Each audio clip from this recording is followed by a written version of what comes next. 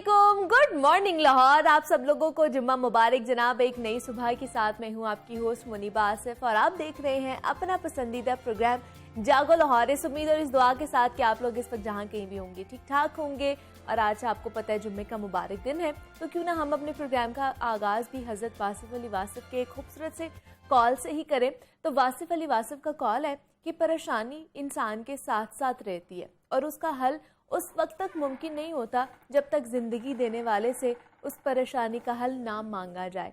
क्योंकि जिस इदारे ने जो मशीन बनाई होती है ना, उस मशीन की हिफाजत करना, उसके इस्तेमाल किस तरह करना है और उसकी इस्लाह का अमल जो है वो इदारा ही बेहतर जान सकता है। तो इसलिए जब भी हमें कोई परेशानी घेर ले तो हमें भी खुदा से रुजू करना चाहिए, क्योंकि वो ही है जो हमें सीधा रास्ता दिखा सकता है और उन परेशानियों के हल से मुतालिक जो है हमारी रहनुमाई भी फरमा सकता है। तो इसलिए आप लोगों ने परेशानियों से घबराना नहीं है, उसका डटकर मुकाबला करना है और हमेशा दुआ करनी है, अल्लाह ताला से रुजू करना है, तभी हमारी सारी परेशानियां जो है वो भाग जाएंगी। और इसी खूबसूरत पैगाम के साथ आगे बढ़ते हैं और कुछ बात कर लेते हैं सेल्फ केयर के हवाले से। तो खूबसूरत नजर आना हर इंसान की अवलीन ख्वाहिश होती है और वैसे भी दुनिया में बहुत कम लोग अपनी ज़ाहरी शक्लो सूरत से मुतमईन होते हैं।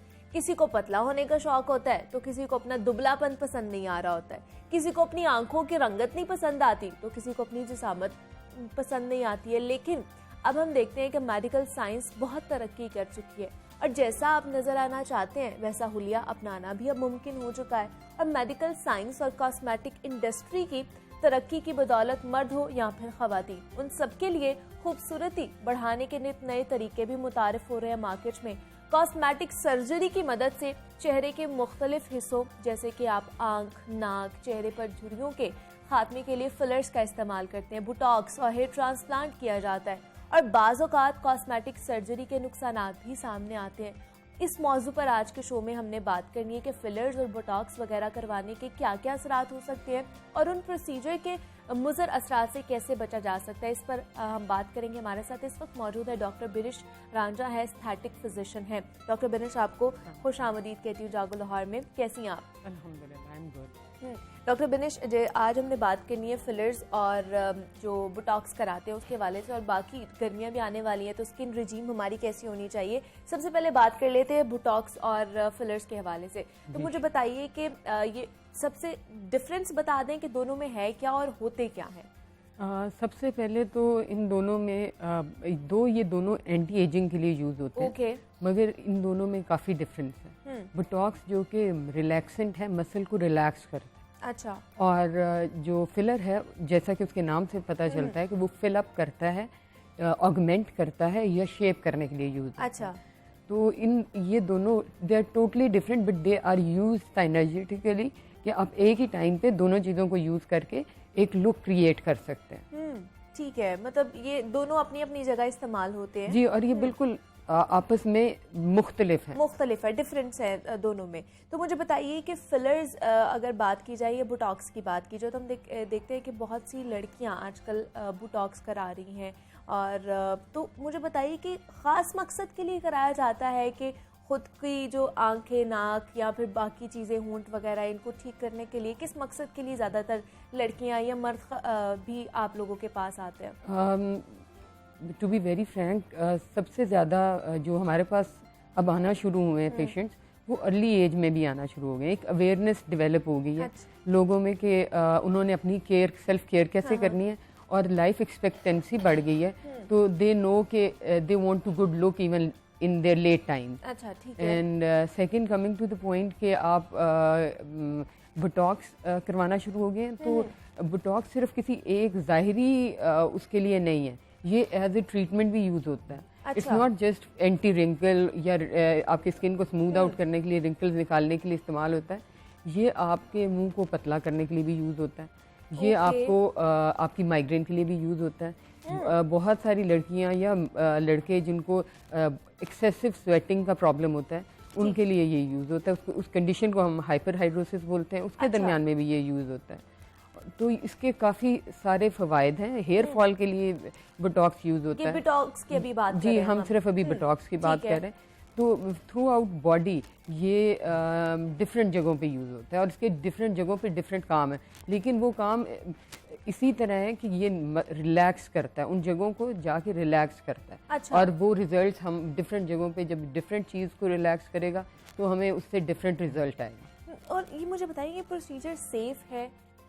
जी, अगर आपके पास एक प्रॉपरली ट्रेंड फिजिकल वो एस्थेटिक फिजिशियन है और वो और आप दोनों को पता है कि व्हाट यू वांट, डिमांड क्या है। ये वाहिद फील्ड है मेडिसिन की जिसके अंदर क्लाइंट की डिमांड, ये पेशेंट की डिमांड सामने रखी जाती है, व्हाट डज ही वांट। तो अगर जितनी रियलिस्टिक आपकी डिमांड जैसे होगी। मजीद बात करेंगे डॉक्टर बनिश आपसे, जैसे हम बात करें बोटॉक्स के हवाले से, और जैसे मार्केट में बहुत सारी चीज़ें आ चुकी हैं, बोटॉक्स हैं, फिलर्स हैं, जो आप अपने चेहरे पर करवा सकते हैं, अपनी बॉडी पर करवा सकते हैं, जिसके थ्रू आप अपनी जो इन्हांस है अपनी ब्यूटी को और ज़्यादा कर सकते हैं। और मार्केट में इसके नुकसानात भी बहुत ज़्यादा हमारे सामने आ रहे थे, तो हमने सोचा कि क्यों ना आपसे इस चीज़ को शेयर किया जाए कि इसके क्या एडवांटेजेस हैं और क्या डिसएडवांटेजेस हैं। तो डॉक्टर बनिश, जैसे आप बता रही थी कि ये सेफ़ है, लेकिन हम देख रहे हैं कि इसका बेजा इस्तेमाल भी बहुत ज़्यादा होना शुरू हो गया है। देखिए जी, बेजा इस्तेमाल जिस तरह के अभी ब्राइड्स भी कर रही हैं, यंग एज की लड़कियां भी कर रही हैं, तो बिफोर 18 इयर्स तो कॉन्ट्रा इंडिकेटेड है। इसका मतलब है कि हमारे पास 18 साल से पहले भी बच्चियां आती हैं जो कि करवाना चाहती हैं। अच्छा। लेकिन हम 18 साल से नीचे ये प्रोसीजर्स नहीं किए जाते। और ब्राइड्स को हमारी तरफ एक कॉन्सेप्ट है या एक वो है चीज़ कि bride wants to look the best on her day. वो उसका सिग्निफिकेंट डे है, तो कपड़े, जूती, मेकअप, यहाँ तक फोटोग्राफी, उसके साथ साथ now she even wants to look, वो कहते हैं पिक्चर परफेक्ट, उसका जॉब बिल्कुल चीज़ड़ लगे। तो वो सारी चीज़ों के लिए वो बोटॉक्स की तरफ आते हैं। मतलब अब सिर्फ लड़के इसलिए भी आ रही हैं कि वो अपनी शादी में बहुत अच्छी लगे, बहुत अच्छी लगे, पिक्चर्स में उनकी लुक बहुत अच्छी है। ओके। तो इसके लिए भी लड़कियां हमसे रब्ता करती हैं और इसको अमंग्स जो प्री वेडिंग या वो जो है सर्विसेज उसकी तरह गिरदानते। अच्छा, उसके अंदर अब ये आ गया है प्री वेडिंग सर्विसेज में। बिल्कुल। और इसके कोई ऐसे नुकसानात नहीं हैं अगर आपके पास एक अच्छा एस्थेटिक फिजिशियन है, कंसल्टेंट है, हु नोज हिज जॉब, वो ये काम बड़े आपकी जो भी डिमांड्स हैं, रियलिस्टिक डिमांड्स, वो पूरी कर सकता है। और कोई वजह नहीं कि आप ये ना यूज़ करें। Everyone has the right to look good, लेकिन जो इसके नुकसानात हैं उनमें बहुत छोटे छोटे नुकसान हैं। अगर ब्रूजिंग हो जाए, किसी जगह से रेडनेस हो जाए या थोड़ी स्वेलिंग, क्योंकि आप इंजेक्ट कर रहे हैं, तो उसके दौरान ये एक कुछ साइड इफ़ेक्ट्स या इसकी कॉम्प्लिकेशन कह लें या नज़र आती है इंजेक्शन के साथ। अच्छा, लेकिन ये क्यों कैसे हो सकते हैं? ये जो साइड इफ़ेक्ट्स हैं, ये क्या फिजिशियन की तरफ से हो सकते हैं? जो करवा रहा है वो सही प्रॉपर तरीके से उसकी एहतियात नहीं कर रहा, इस वजह से साइड इफ़ेक्ट सामने आ सकते हैं? देखिए मुनीबा, ये ऐसा है कि अगर आपको हमारी तरफ कॉन्सेप्ट नहीं है कि प्रोसीजर से पहले उस पेशेंट को बताया जाए कि तुमने क्या क्या करके आना है और क्या क्या नहीं करना। ठीक है। और ये जो प्रोसीजर कर रहा है इसका लॉन्ग टर्म इफेक्ट के लिए तुमने क्या करना है, क्या नहीं करना, ये हमारी तरफ थोड़ी पेशेंट एजुकेशन लैक करती है। दूसरी तरफ एस्थेटिक फिजिशियंस हैं, हर तरफ एस्थेटिक फिजिशियंस हैं, तो you can not have them all are not master of their field. There are few very good names, big names, कुछ ऊपर उभर रहे हैं, लेकिन सेफ डॉक्टर ढूंढना बहुत ज़रूरी है। और अगर सेफ डॉक्टर मिल जाए और आपको जो प्रिकॉशंस डॉक्टर बता रहा है वो आप कर रहे हैं, तो स्वेलिंग भी बहुत मिनिमल होगी, ब्रूजिंग भी नहीं होगी, ब्लीडिंग का तो कोई चांस ही नहीं है। और जैसे बहुत से लोग कहते हैं कि अब हमारे रिंकल्स पड़ना शुरू हो गए हैं, फाइन लाइंस आना शुरू हो गई हैं, अब हमने स्किन टाइट करवानी है, उसके लिए फिर मुझे बताइए, वो वक्ती तौर पर तो हो जाती है, लेकिन कितना अरसा तक वो चीज़ चलती है? अच्छा, स्किन टाइट करवाने के लिए, झुर्रियाँ ख़त्म करने के लिए लोग बोटॉक्स करवाते हैं। अच्छा, बोटॉक्स जो हैं वो बहुत हमारी अंदर बॉडी के अंदर एक ऑटोमेटिक सिस्टम है जो अल्लाह ताला की तरफ से इन बिल्ड है कि अगर हम किसी एक वो न्यूरोमस्कुलर जंक्शन को ख़त्म करते हैं तो वो नया बना लेता है। ठीक है। तो उसको जब वो हम देते हैं बोटॉक्स और उसके लिए हम पैरालाइज कर देते हैं या उस मसल को रिलैक्स कर देते हैं। अच्छा। ताकि वो सिकुड़े और फैले ना, और हमारे जिल्द पे जो लाइनें हैं वो नज़र ना आए और मज़ीद ना पड़े। ठीक है। तो लेकिन विद इन 4 मंथ्स वो बनना शुरू हो जाती है दोबारा। अच्छा। और वो एक तो आपके बॉडी चेंजेस जो हैं वो, और दूसरा अगर आपने अच्छी क्वालिटी का बोटॉक्स नहीं यूज़ किया, आपने अपने कंसल्टेंट के कहने पे धूप में निकलना बंद नहीं किया, आपने SPF अच्छी वाला नहीं लगाया, सनब्लॉक, तो ये सारा कुछ होगा।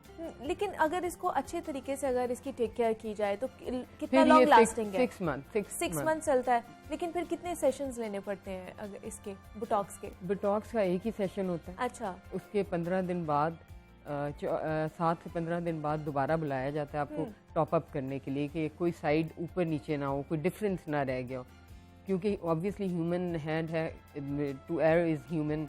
तो वो अगर कुछ कमी बेशी रह जाए तो उसको हम 7 से 14 दिन के बाद पूरा कर देते हैं। अच्छा, तो फिलर्स अब हमें बताइए कि वो किस लिए यूज़ होते हैं, और वो मतलब चेहरे के या बॉडी के किस किस हिस्से में हम लगवा सकते हैं?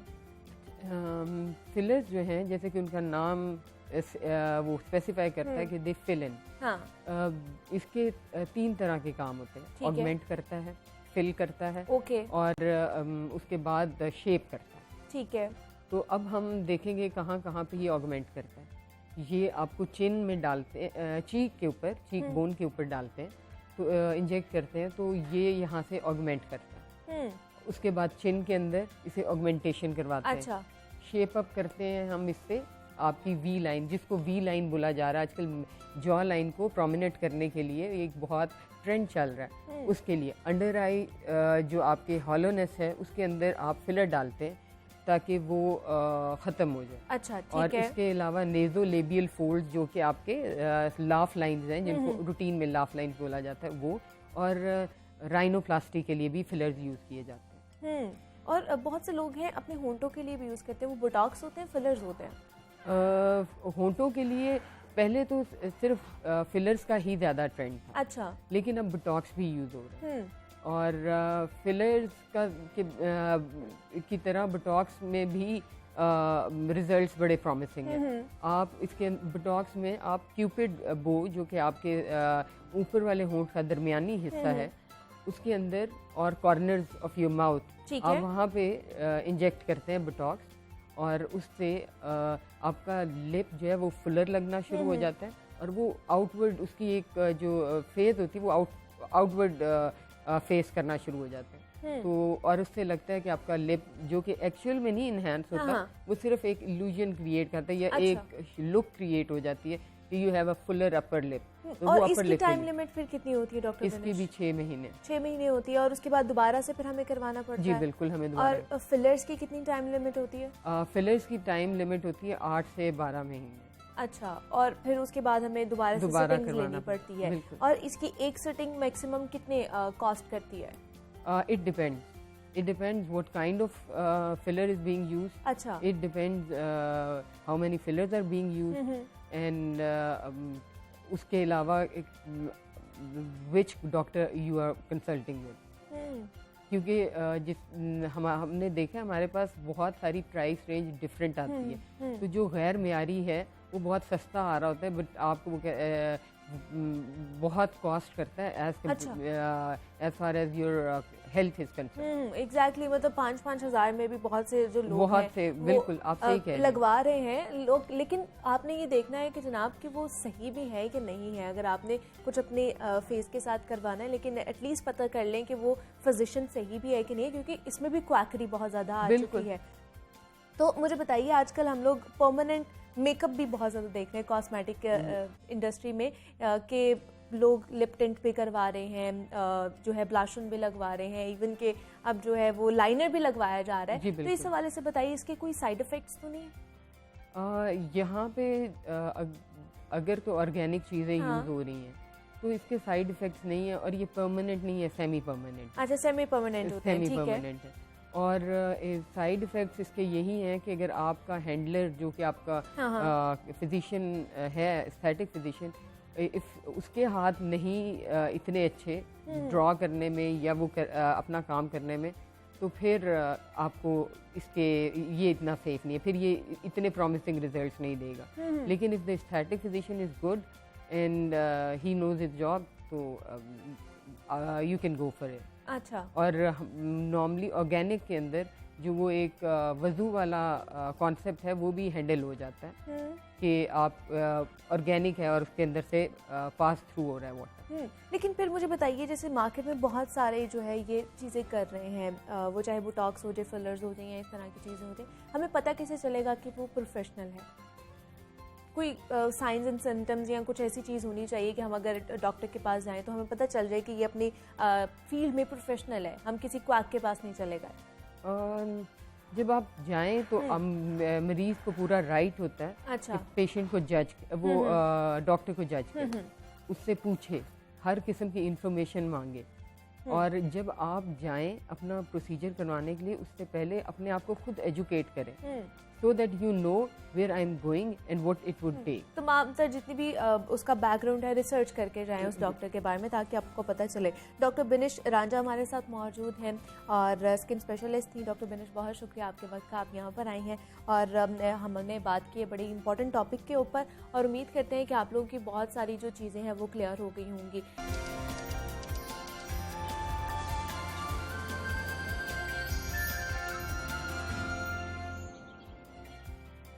वेलकम बैक टू जागो लाहौर। जनाब, पाकिस्तान मुख्तलिफ मज़ाहिब और कौमों पर मुश्तमिल एक खूबसूरत गुलदस्ता है। यहाँ हिंदू, सिख, मसीहों और पारसियों को भी वही सहूलियात मैसर हैं जो मुसलमानों को हैं, और हम सब पाकिस्तानी हैं। और रियासत पाकिस्तान अपने तमाम शहरियों को रंग, नस्ल और मजहब की तफरीक के बगैर इक्वल अपॉर्चुनिटीज़ मुहैया करता है। और अकलियती बरादरियों से ताल्लुक़ रखने वाले पाकिस्तान में भी अपने मुल्क को कौम का जो सर है वो फ़ख्र से बुलंद करने का कोई मौका हाथ से नहीं जाने देते। और आज हम आपको बताने वाले हैं ऐसे सिख बहन भाई की कहानी जिन्होंने एक मुनफरिद रिकॉर्ड अपने नाम कर लिया है। सरदार कल्याण सिंह कल्याण ने 2016 में एमफिल की डिग्री हासिल करके पाकिस्तान के पहले एमफिल डिग्री होल्डर सिख शहरी होने का एजाज़ अपने नाम किया था। और उनके बाद उनकी बहन सतवंत कौर ने भी अपने भाई के नक्शे कदम पर चलते हुए लाहौर कॉलेज बराए ख़वातीन यूनिवर्सिटी के शोबा पंजाबी से एमफिल की डिग्री हासिल करके बाद पाकिस्तान की जो पहली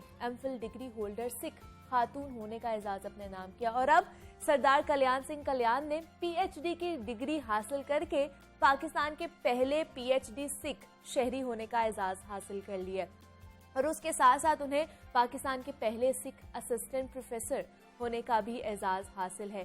तो सरदार कल्याण सिंह कल्याण जिनको हम लोग खुश आमदीद कहते हैं, उन्हों का सफ़र किवें गुजरिया, उन्हों की ज़बानी ही जानने हैं। मैं भी आज कोशिश करूंगी कि जनाब मैं ज़्यादा से ज़्यादा पंजाबी में आपसे गुफ्तगू करूं, क्योंकि हमारे पंजाबी भाई आज हमारे शो में आए हुए हैं। तो सरदार जी तुहानू खुश आमदीद कहने हैं जागो लाहौर च। किंज दे हो तुसीं? ठीक हो? बहुत धन्यवाद और शुक्रिया, और दूजी बारी है जागो लाहौर विच, सो बहुत अच्छा लगा, बहुत अच्छा लग रहा है। सब तो पहले तो तुहानू बहुत बहुत मुबारकबाद कि तुसी पीएचडी कर ली है और असिस्टेंट प्रोफेसर भी बन गए हो। ते मैनूं दसो ए सफ़र किंज दा रहा तुहाडा, किन्नी मुश्किलात तुहानू वेखनियां पईयां? जी थैंक यू। पहले तो दसदा जावां कि मेरा जिहड़ा तलक है वो ननकाना साहब दी पावन धरती तो है। ठीक है। मेरा जन्म उत्थे ननकाना साहब ही होया, उत्थे ही ग्रेजुएशन तक तालीम लई, फिर इत्थे लाहौर पंजाबी यूनिवर्सिटी दे विच एमए पंजाबी कीता, एमफिल पंजाबी कीता, और हुण पंजाबी यूनिवर्सिटी तो ही जिहड़ा है पीएचडी कर ली। सो मेरे ते मेरी उस धरती दा करज सी, क्योंकि वो धरती ननकाना साहब जिहड़ी है पाकिस्तान दी इंतहाई खूबसूरत धरती है, और उत्थे बाबे नानक दा भी जन्म होया उसी धरती दे उत्ते। सो उस धरती दा मेरे उत्ते एक करज सी कि मैं उस महान हस्ती, उस महान गुरु साहब दे उत्ते अपनी रिसर्च करा, और मैं इस दे विच उन्हां दी बख्शिश नाल, अपने माँ बाप दी दवावां नाल और अपने असातिज़ा कराम दी मेहनत नाल इस विच कामयाब होया, ते मैं पाकिस्तान दा पहला सिख पीएचडी। बिल्कुल ऐसे ही है। तो मुझे बताइए कि तुहाडी जिहड़ी बरादरी है ते तुहाडी कम्यूनिटी है, उन्हां दा कितना प्राउड फील कर रहे ने हुण तुहाडे उत्ते? जी बहुत ज़्यादा। देखो पूरी ऑल ओवर द वर्ल्ड जे वेख्या जावे ते साडे सब तो महत्वपूर्ण स्थान है अकाल तख्त साहब, श्रोमणी गुरुद्वारा प्रबंध कमेटी, फिर अमेरिकन सिख गुरुद्वारा प्रबंध कमेटी ते फिर बाकी जिन्नी भी पूरी कौम जिथे जिथे वस रही है, कनेडा अमेरिका, सब ने इन्ने मुबारकबाद दे पैगाम भेजे अच्छा। और उन्होंने प्राउड होया कि देखो रिसर्च का काम जिहड़ा है वो खास तौर ते पाकिस्तान विच भी हो रहा है और वो भी गुरु नानक साहिब दे उत्ते जिवें करतारपुर कोरीडोर खुलण नाल एक अमन दी आशा, एक अमन दी डोर खुली है। सो इसे तरह अगे रिसर्च वर्क करन नाल मेरा ख्याल है कि इस धरती दे उत्ते जिवें पहले अमन आया सी करतारपुर दी वजह तो हुण फिर उस रिसर्च नाल अमन आ सकता है। ते सरदार जी कोई मुश्किल ते नहीं आई रिसर्च वर्क करन विच?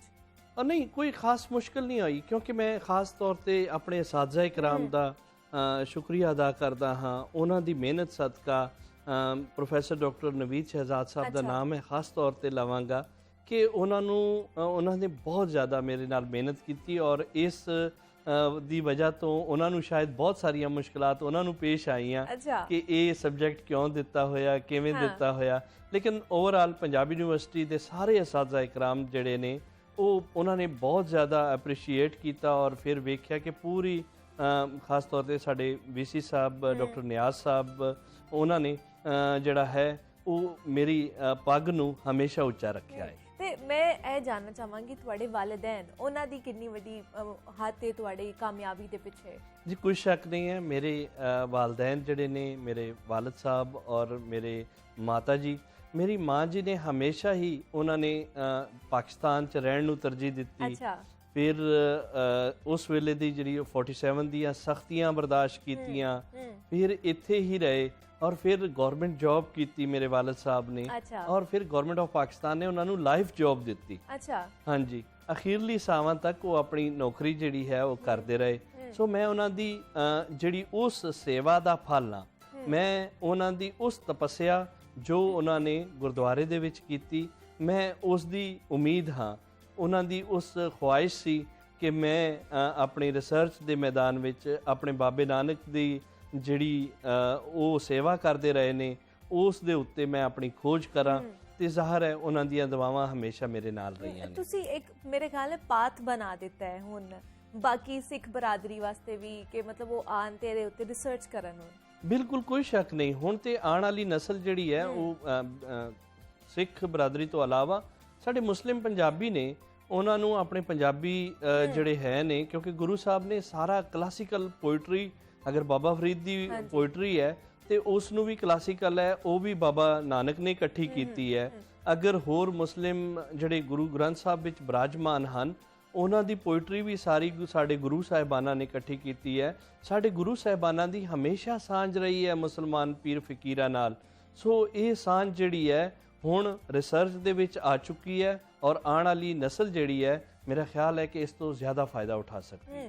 ते मैनू दसो आगे दे की प्लान्स ने तुहाडे? बिल्कुल जी, मैं कोशिश करांगा कि अमेरिका या इंग्लैंड दे विच पोस्ट डॉग या डीलेट कर सकां और अपनी जिहड़ी है अपनी रिसर्च नूं आलमी म्यार दे उत्ते जिहड़ा है वो मनवा सकां ताकि एक अच्छा चेहरा पाकिस्तान दा जिहड़ा है वो पूरी दुनिया दे विच फैले। ते मैनू सरदार जी दसो पाकिस्तान विच तुसीं रहिंदे हो और हमेशा तो रहिंदे सी, ते पाकिस्तानी सिख होण ते किन्ना तुहानू प्राउड फील हुंदा है? देखो मेरे माँ प्यो दी चॉइस जिहड़ी सी वो बाय कोई मजबूरी नहीं सी है, असी जा भी सकते सी, लेकिन वो बाय चॉइस पाकिस्तानी रहे, चॉइस नाल इत्थे रहे। सो असी भी फखर नाल जिहड़ा है अपने आप नूं दसदे हाँ कि असी पाकिस्तानी सिख हाँ और इस गल ते माण करदे हाँ। असी जिहड़ी कौम साडी बाहरों आंदी है वो साडी हुण शुक्रिया अदा करदी है कि जे तुसीं ना रहिंदे इत्थे ते साडी इत्थे बिल्कुल हर चीज़ खत्म हो जानी सी, साडे गुरुद्वारे बंद हो जाने सी। हुण वो शुक्रिया अदा करदे ने कि तुहाडा फैसला जिहड़ा सी वो 47 दे विच पाकिस्तान विच रहण दा वो बिल्कुल ठीक सी। ते सरदार जी बहुत सारे गुरुद्वारे ने पंजाब विच भी और तुसीं भी जानदे होंगे सब तो वड्डा ते गुरुद्वारा ननकाना साहब है। ते दसो कि मेनटेनेंस के हवाले से उन्हां दा किस तरह ख्याल रखिया जांदा है गवर्नमेंट की तरफ से? देखो पाकिस्तानी सरकार ने हमेशा, अगर तुसी अज इन्ने खूबसूरत जिहड़े है ने कल्चर वेख सकते हो, अपना विरसा वेख सकते हो। कला ननकाना साहब नहीं, ननकाना साहब विच 7 होर गुरुद्वारे ने। फिर लाहौर दे विच 4 वड्डे गुरुद्वारे ने, डेरा साहब है, सिंह सिंगणिया शहीद है, जन्म स्थान जिहड़ा है गुरु रामदास जी है। ਸੋ ਇਹ ਬਹੁਤ ਖੂਬਸੂਰਤ ਹੈ। ਗੁਜਰਾਵਾਲੇ 'ਚ ਹੈ, ਸ਼ੇਖੂਪੁਰੇ ਵਿੱਚ ਹੈ, ਹਸਨ ਅਬਦਾਲ ਹੈ, ਔਰ ਸਾਰਿਆਂ ਤੋਂ ਵੱਡਾ ਨਾਰੋਵਾਲ 'ਚ ਕਰਤਾਰਪੁਰ, ਜਿਹੜਾ ਕਿ ਹੁਣ ਪੂਰੀ ਦੁਨੀਆ ਦੀ ਨਜ਼ਰਾਂ ਕਰਤਾਰਪੁਰ ਦੇ ਉੱਤੇ ਹੈ। ਉਹ ਇੱਕ ਮਿਲਾਪ ਦਾ ਜ਼ਰੀਆ ਬਣ ਰਿਹਾ, ਦੋ ਕੌਮਾਂ ਦੀਆਂ, ਹਿੰਦੁਸਤਾਨੀ ਔਰ ਪਾਕਿਸਤਾਨੀ ਕੌਮ ਦੀ ਮਿਲਾਪ ਦਾ ਜ਼ਰੀਆ ਬਣ ਰਿਹਾ। ਇਸ ਤੋਂ ਵੱਧ ਕੀ ਹੋ ਸਕਦਾ ਹੈ ਕਿ ਗੁਰਦੁਆਰੇ ਜਿਹੜੇ ਨੇ ਹੁਣ ਮਿਲਾਪ ਦਾ ਜ਼ਰੀਆ ਬਣ ਰਹੇ ਨੇ। ਬਿਲਕੁਲ ਐਸੇ ਹੀ ਹੈ। तो सरदार जी ਤੁਸੀਂ ਜਦੋਂ ਕਰਤਾਰਪੁਰ ਗਏ ਰਿਸਰਚ ਵਾਸਤੇ ਤੇ ਉੱਥੇ ਭਾਰਤ ਦੇ ਸਿੱਖ ਵੀ ਆਉਂਦੇ ਨੇ, ਤੇ ਉਹਨਾਂ ਦੇ ਕੀ ਫੀਲ ਹੁੰਦੀ ਹੈ ਉੱਥੇ ਆ ਕੇ? ਦੇਖੋ, ਉਹ ਬਹੁਤ ਅੱਛਾ ਹੁਣ ਫੀਲ ਕਰਦੇ ਨੇ। ਉਹ ਇਹ ਕਹਿ ਰਹੇ ਨੇ ਕਿ ਅਸੀਂ ਪਾਕਿਸਤਾਨੀ ਆਵਾਮ ਦਾ, ਰਿਆਸਤ ਪਾਕਿਸਤਾਨ ਦਾ ਔਰ ਹੁਕੂਮਤ ਪਾਕਿਸਤਾਨ ਦਾ ਸ਼ੁਕਰੀਆ ਅਦਾ ਕਰਦੇ ਹਾਂ ਕਿ ਉਹਨਾਂ ਨੇ ਇੱਕ ਬਹੁਤ ਸੋਹਣਾ ਸਟੈਪ ਲਿਆ ਕਰਤਾਰਪੁਰ ਦਾ। ਜੇ ਇਹ ਕਰਤਾਰਪੁਰ ਹੁਣ ਵੀ ਬੰਦ ਹੁੰਦਾ ਤੇ ਅਸੀਂ ਕੁਝ ਨਹੀਂ ਸੀ ਕਰ ਸਕਦੇ ਸੀ, ਪਰ ਇਹ ਪਾਕਿਸਤਾਨੀ ਆਵਾਮ ਵੱਲੋਂ ਸਿੱਖ ਕੌਮ ਨੂੰ ਇੱਕ ਬਹੁਤ ਖੂਬਸੂਰਤ ਤੋਹਫਾ ਹੈ, ਜਿਹੜੀ ਮੇਰਾ ਖਿਆਲ ਹੈ ਕਿ ਇਸ ਅਹਿਸਾਨ ਜਿਹੜਾ ਹੈ ਇਹ ਸਾਰੀ ਸਿੱਖ ਕੌਮ ਦਾ, ਸਾਰੀ ਸਿੱਖ ਕੌਮ ਤੇ ਪਾਕਿਸਤਾਨੀ ਕੌਮ ਦਾ ਹੈ। ਸੋ ਇਹ ਹਮੇਸ਼ਾ ਸਿੱਖ ਕੌਮ ਜਿਹੜੀ ਹੈ ਪਾਕਿਸਤਾਨੀ ਕੌਮ ਦੀ ਮਮਨੂਨ ਰਹੀ। ਮਤਲਬ ਤੁਸੀਂ ਸੈਟੀਸਫਾਈਡ ਹੋ ਨਾ? ਬਿਲਕੁਲ 100% ਸੈਟੀਸਫਾਈਡ ਹਾਂ, ਤੁਹਾਡੇ ਵਾਸਤੇ ਕਰਦੇ ਨੇ ਹੁਕੂਮਤ ਜੀ, ਬਿਲकुल 100% ਸੈਟੀਸਫਾਈ ਹੈ। ਔਰ ਬਹੁਤ ਖੂਬਸੂਰਤ ਗੁਰਦੁਆਰਾ ਹੈ। ਅੱਜ ਪੂਰੀ ਦੁਨੀਆ ਜਿਹੜੀ ਹੈ ਉਸ ਨੂੰ ਵੇਖਣ ਦੀ ਤਾਂਗ ਰੱਖਦੀ ਹੈ। ਸੋ ਮੇਰਾ ਖਿਆਲ ਹੈ ਕਿ ਪਾਕਿਸਤਾਨ ਦੇ ਹਰ ਗੁਰਦੁਆਰੇ, ਹੁਣ ਤੁਸੀਂ ਅਗਰ ਨਨਕਾਣਾ ਸਾਹਿਬ ਵੀ ਚਲੇ ਜਾਓ ਤਾਂ ਹਜ਼ਾਰਾਂ ਮੁਸਲਿਮ ਬਾਹਰ ਖੜੇ ਹੁੰਦੇ ਹੈ, ਉਹ ਵੇਖਣਾ ਚਾਹੁੰਦੇ ਨੇ। ਇਸੇ ਤਰ੍ਹਾਂ ਕਰਤਾਰਪੁਰ ਜਿਹੜਾ ਹੈ ਉਹ ਬਹੁਤ ਵੱਡੀ ਲਾਈਨ ਲੱਗੀ ਹੁੰਦੀ ਹੈ। ਸੋ ਮੇਰਾ ਖਿਆਲ ਹੈ ਕਿ ਆਉਣ ਵਾਲੇ ਵੇਲੇ ਦੇ ਵਿੱਚ ਸਾਡੀ ਪਾਕਿਸਤਾਨੀ ਕੌਮ ਜਿਹੜੀ ਹੈ, ਜਿਨ੍ਹਾਂ ਨੇ ਆਪਣੇ ਵਿਰਸੇ ਨੂੰ ਸੰਭਾਲਿਆ ਔਰ ਹੁਣ ਪੂਰੀ ਦੁਨੀਆ ਵੇਖਣ ਆਈ। ਕੋਈ ਸ਼ਿਕਾਇਤ ਨਹੀਂ ਤੁਹਾਨੂੰ ਪਾਕਿਸਤਾਨੀ ਕੌਮ ਨਾਲ? ਨਹੀਂ, ਦੇਖੋ, ਛੋਟੇ ਮੋਟੇ ਰਵੱਈਏ ਜਿਹੜੇ ਨੇ ਉਹ ਸਮਾਜੀ ਤੌਰ ਤੇ ਹੁੰਦੇ ਨੇ। ਉਹ ਸਾਡੇ ਵੱਲੋਂ ਵੀ ਹੁੰਦੇ ਨੇ, ਪਾਕਿਸਤਾਨੀ ਕੌਮ ਵੱਲੋਂ ਵੀ ਹੁੰਦੇ ਨੇ, ਦੋਵਾਂ ਪਾਸਿਓਂ ਹੁੰਦੇ ਨੇ। ਸੋ ਹੋ ਸਕਦਾ ਕਿ ਕੁਝ ਸ਼ਿਕਾਇਤਾਂ ਸਾਡੇ ਵੱਲੋਂ ਪਾਕਿਸਤਾਨੀ ਕੌਮ ਨੂੰ ਵੀ ਹੋਣ। ਸੋ ਇਹ ਕਿਹਾ ਕਿ ਦੋਵਾਂ ਪਾਸੇ ਇੱਕੋ ਚੀਜ਼ਾਂ ਹੁੰਦੀਆਂ ਨੇ। ਆਲਦੋ ਮੈਂ ਕਹਾਂਗਾ ਕਿ ਮੈਂ ਪਾਕਿਸਤਾਨੀ ਕੌਮ ਦਾ ਸ਼ੁਕਰੀਆ ਅਦਾ ਕਰਦਾ ਹਾਂ, ਪੰਜਾਬੀ ਕੌਮ ਦਾ ਸ਼ੁਕਰੀਆ ਅਦਾ ਕਰਦਾ ਹਾਂ कि उन्होंने हमेशा सानू फुल्ला वांगू रखा। बिल्कुल ऐसी, और भाई भाई बन के हम लोग रहे हैं। बिल्कुल कोई शक नहीं है, ये कोई अज दी रवायत नहीं है, बल्कि गुरु नानक साहब नाल भाई मरदाना जी रहे ने, साढ़े 5वें गुरु नाल हजरत मियाँ मीर जी गढ़ी शाहू वाले रहे ने, साढ़े 10वें गुरु नाल पीर बुद्धू शाह रहे ने। सो ये कोई अज दी गल नहीं है, ये सदियां तो सदियां तो साडे गुरु साहिबाना नाल चले ने। फिर साडे जिन्ने भी, अगर महाराजा रणजीत सिंह नू पंजाब दे उत्ते राज लैके दिता है ते वो मुसलमाना ने 56% उस वेले मुसलमान आबादी सी, सिर्फ 14% आबादी सिख सी। सो 26% जिहड़े सी वो हिंदू पंजाबी सन। तो सानू राज भी मुसलमाना ने लैके दिता सी। सो असी अपने आने वाली नस्ल नू ये दसीए कि ये सिख राज नहीं सी, ये पंजाबियां दा राज सी, जिहदे विच असी बहुत खुशी नाल रह रहे सी। ते सरदार जी जान की पैगाम दे के जाओगे तुसी? बिल्कुल, जागो पाकिस्तान के जरिए और जागो लाहौर के जरिए मैं यो ही दसांगा कि जिहड़ी है विरसा जिहड़ा है वो तुहाडी अपनी मिरास है। जिहड़ी रिसर्च है वो किसी भी मजहब ते होवे, किसी भी कल्चर ते होवे, वो तुहानू होर खूबसूरत कर सकती है इस धरती नू। सो असी आओ रल मिल के बैठिए और इस पंजाब नू, इस सोहने पाकिस्तान नू होर खूबसूरत करिए। इत्थे इहो जी रिसर्च करिए कि आने वाले वेले दे विच दुनिया जिहड़ी है वो पाकिस्तान विच आवे। बिल्कुल ऐसे ही है। बहुत शुक्रिया सरदार कल्याण सिंह कल्याण साहब साडे नाल मौजूद थी। सर जी बहुत शुक्रिया आपके वक्त का, आप यहाँ पर आए हैं और आपने अपनी कहानी, अपना मौक़िफ़ हमारे साथ पेश किया है। बड़ा अच्छा लगा सरदार जी से मिलकर, और उम्मीद करते हैं कि आप लोगों को भी ये पसंद आया होगा। ये वाला सेगमेंट खासतौर पर आप लोगों के लिए ही हम लोगों ने डिज़ाइन किया था कि सरदार जी से आपको मिलवाया जाए, ऐसे कम्युनिटी के हवाले से जो भी वो लोग अपने दिल में मोहब्बत रखते हैं हमारे लिए, वो आप तक पहुँचाई जाए। यहाँ पे एक छोटी सी ब्रेक लेते हैं, मिलते हैं इस ब्रेक के बाद।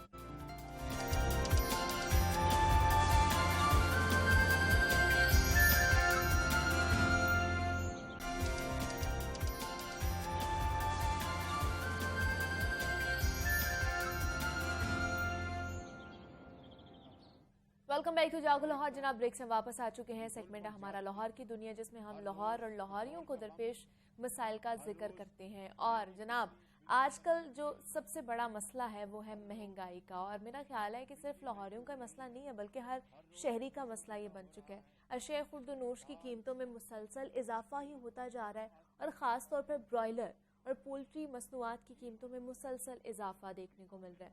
शादियों का सीजन जारी है और ऐसे में ब्रॉयलर की कीमतों में इजाफा महंगाई बम से कम नहीं है और ब्रॉयलर के निर्ख तारीख की बुलंद तरीन सतह 407 रुपए फी किलो पर पहुंचने के बाद आज कुछ मामूली सी कमी की गई है उसमें, और आज भी ब्रॉयलर गोश्त जो है वो 397 रुपए फी किलो फरोख्त किया जा रहा है मार्केट में।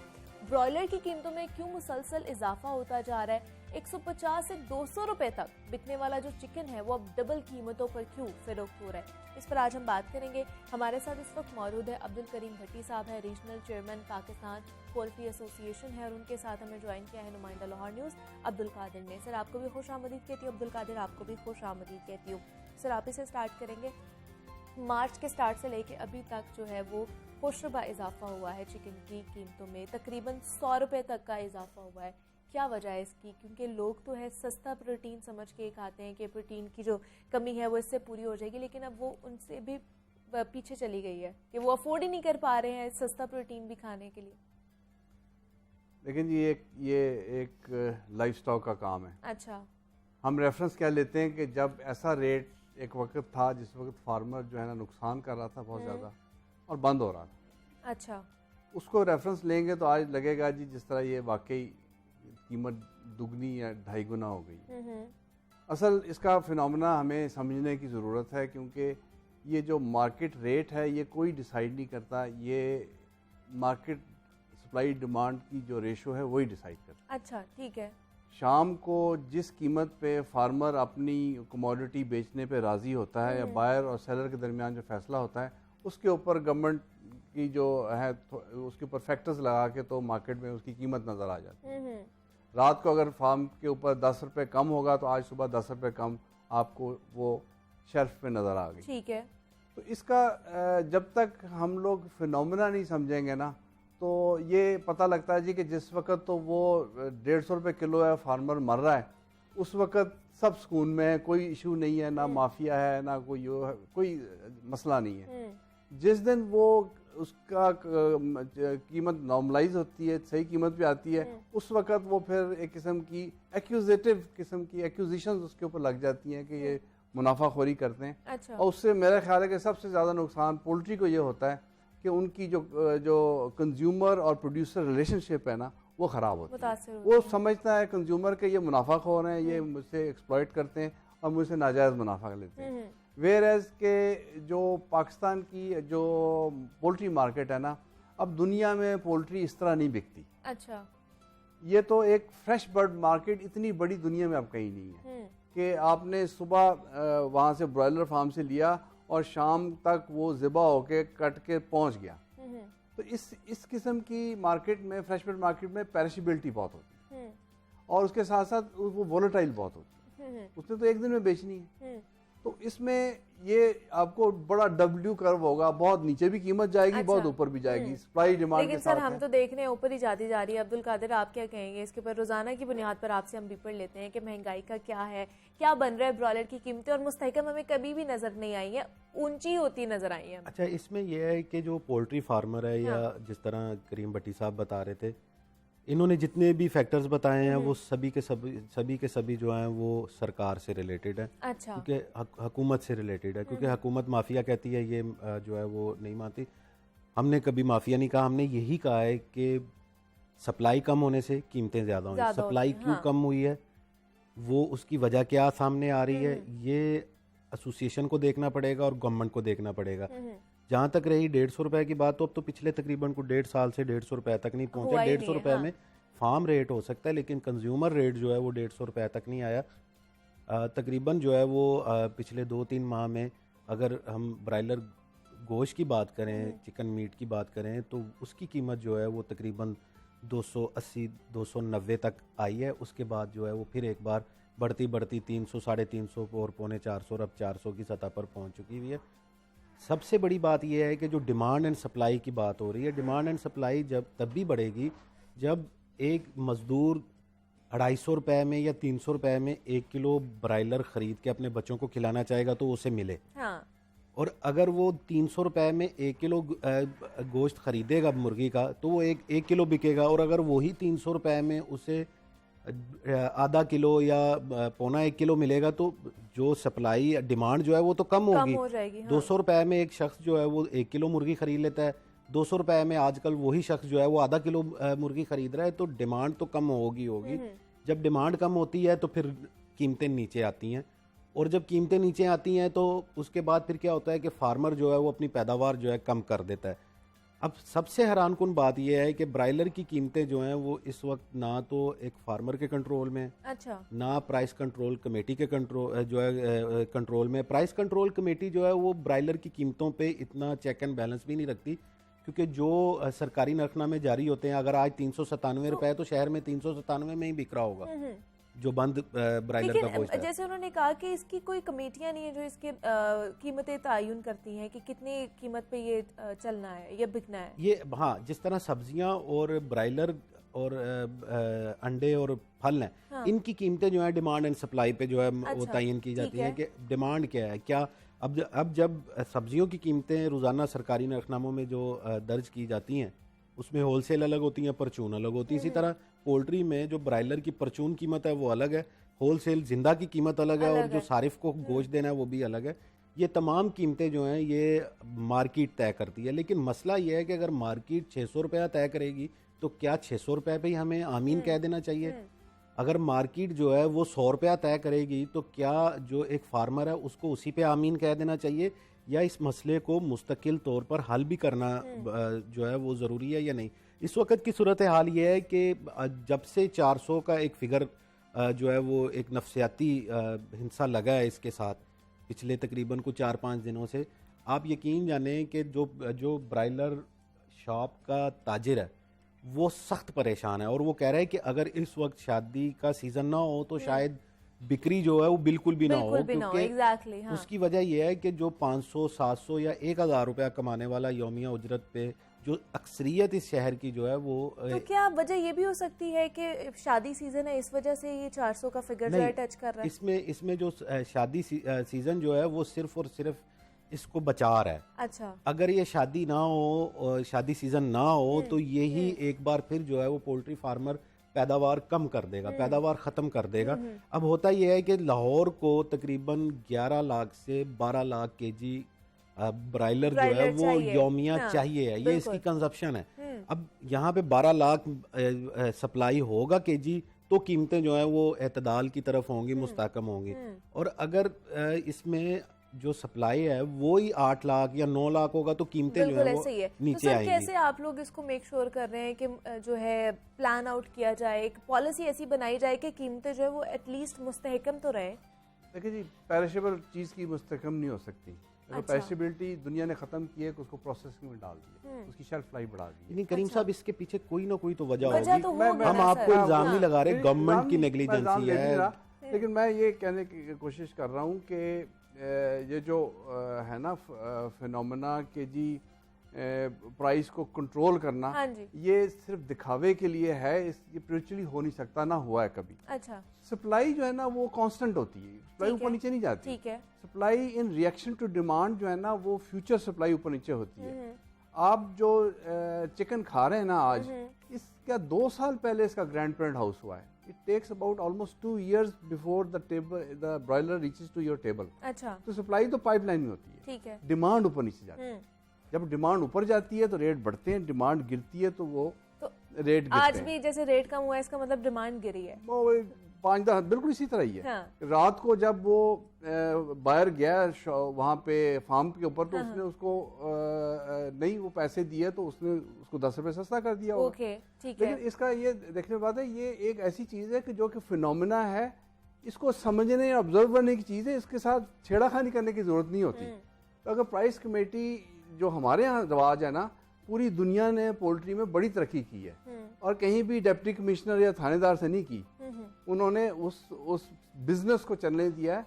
जब तक आप किसी बिजनेस को ऑन बिजनेस टर्म्स नहीं चलने देंगे, अगर सारी मशीनरी गवर्नमेंट की अपना काम छोड़ के प्राइस कंट्रोल में लगी रहेगी, मुझे बताएं कि किस कमोडिटी की आज तक इन्होंने एक प्राइस भी कंट्रोल कर सके हैं। पाकिस्तान बना था 55 पैसे का लीटर था पेट्रोल, आज 160-50 रुपए, क्या कंट्रोल कर सके? ये सिर्फ शाम को जाके कार्रवाई डालने वाली बात होती है जी कि प्राइस मतलब आप लोग हुकूमती पॉलिसी से मुतमईन नहीं है? पॉलिसी ठीक है। हाँ। जो हम ये कहते हैं जी कि ये अगर कंट्रोल करना है ना, हाँ। तो इसकी लागत को कम किया जाए। अच्छा, डॉलर रेट 60% चीज इंपोर्ट होती है, डॉलर रेट पे हमारा कंट्रोल नहीं है, ठीक है। अंडरस्टैंडेबल।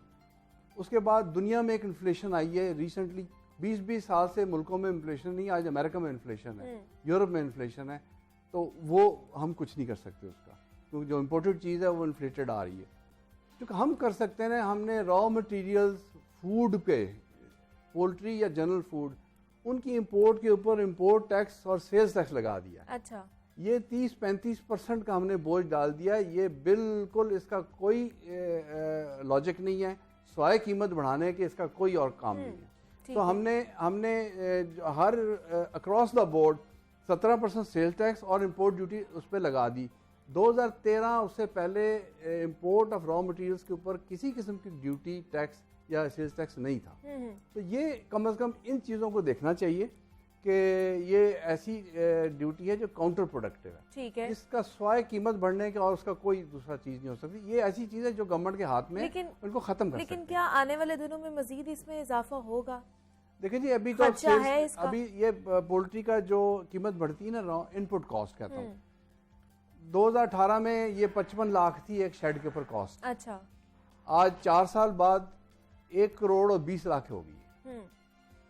सोयाबीन उस वक्त 65,000 रुपये टन थी, आज सोयाबीन मील जो है ना 1,40,000 रुपये टन। ठीक है, वो तो इसमें कोई किसी का जोर नहीं होता, लेकिन अगर उस 1,40,000 में से टैक्स और ड्यूटीज खत्म कर दिए जाएं तो ये 1 लाख पे चली जाती है, 40% 35% कम हो जाती है। तो ये हमें देखना पड़ेगा कि ये बैठ के स्टेक होल्डर के साथ अच्छा, एक सीरियस मुशावरत एफर्ट की करना जाए। और ट्रस्ट करना पड़ेगा स्टेक होल्डर मुशावरत की को, और जाए, ट्रस्ट ठीक करना है। पड़ेगा मार्केट को। अगर मार्केट को ट्रस्ट नहीं करेंगे ट्रस्ट की फिर बात- लेकिन मार्केट अगर कहे कि 600 रुपए में हमने बेचना है तो फिर अच्छा, अवाम इसमें क्या एक करेगी? बड़ी ये भी इंटरेस्टिंग तो बात ये भी है, तो ये मसला है ना सर। महंगा नहीं होता, इसका नुकसान इसका नुकसान फार्मर को भी होता है और अच्छा। कंज्यूमर की। नुकसान इसका ये होता है कि जब मुर्गी महंगी होती है तो एक ब्रैकेट जो है ना मुर्गी कम करती है, छोड़ देती है।